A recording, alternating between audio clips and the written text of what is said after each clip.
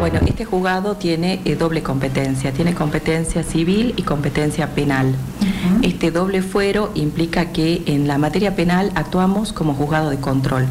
Significa que en la parte investigativa va a trabajar el Ministerio Público de la Acusación a través de los distintos fiscales que están abocados específicamente a la temática de género, y nosotros en la función de juez de control. Y en la parte civil trabajamos con los expedientes que se caratulaban protección de personas y que tramitaban antes en el Tribunal de Familia. Eso implica el doble fuero, trabajar en expedientes civiles y en expedientes penales. Cuando hablamos del plano penal, nosotros tenemos una competencia en especificidad de delito, ¿no es cierto? Y seríamos competentes en el tipo de los delitos contra la integridad sexual, lesiones.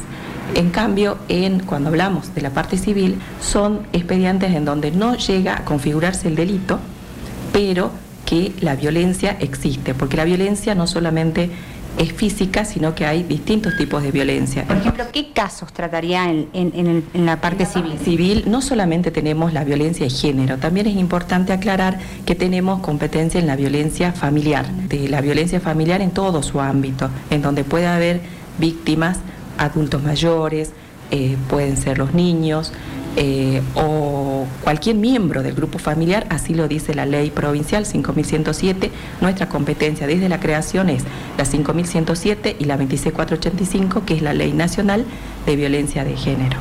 Desde el inicio del juzgado tenemos cargados en sistema una cantidad de 3.000 expedientes civiles, de los cuales prácticamente el 50% están resueltos, o sea, están terminados con resolución, con sentencia. En los expedientes penales también tenemos una aproximación de 3.200 expedientes. Esos están en trámites, porque el trámite penal es distinto. El fiscal, una vez que imputa, nos puede pedir una medida protectoria, o puede pedir una orden de detención. Y a partir de eso, el expediente va tramitando hasta que se dicta la prisión preventiva y luego se produce la elevación a juicio. Diariamente, tanto en lo civil, que ingresan los requerimientos, los pedidos, las denuncias, sacamos entre 10 y 15 medidas protectorias. En lo civil también sacamos aproximadamente entre 15 y 20 medidas diarias a requerimiento del fiscal.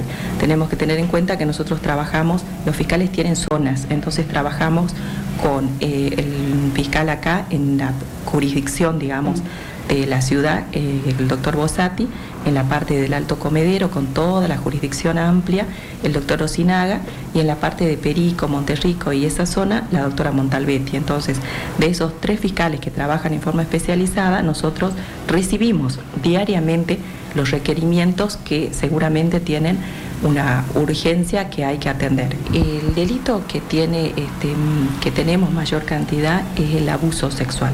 En la mayoría de los casos es intrafamiliar. Después podemos decir que dentro del tipo de delito, en orden estadístico, le siguen las lesiones y las amenazas.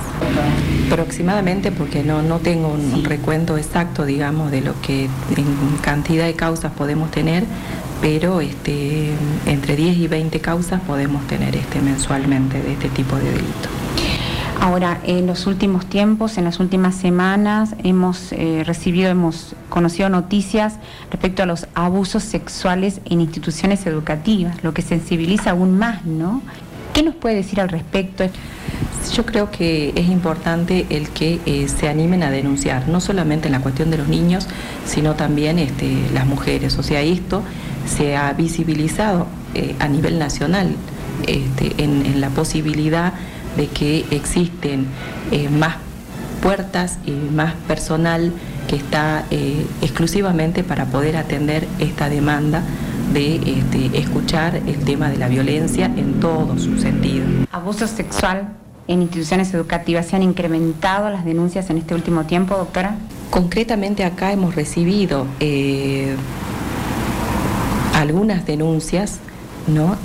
Pero todavía, como le digo, están en etapas de investigación, están en trámite. En realidad la denuncia la recibe en el Ministerio Público la acusación. Nosotros, al requerimiento de él, sacamos medidas preventivas y protectorias justamente por esto de evitar la revictimización en las personas que están siendo agredidas. Femicidios, de acuerdo a la Corte Suprema, se redujo la cantidad de femicidios, por ejemplo, en provincias como la nuestra. Sí, en este año todavía está en etapa de investigación un solo caso, de manera que es evidente que, si bien es cierto, estamos a mitad de año, hay una reducción importante con respecto al año 2018.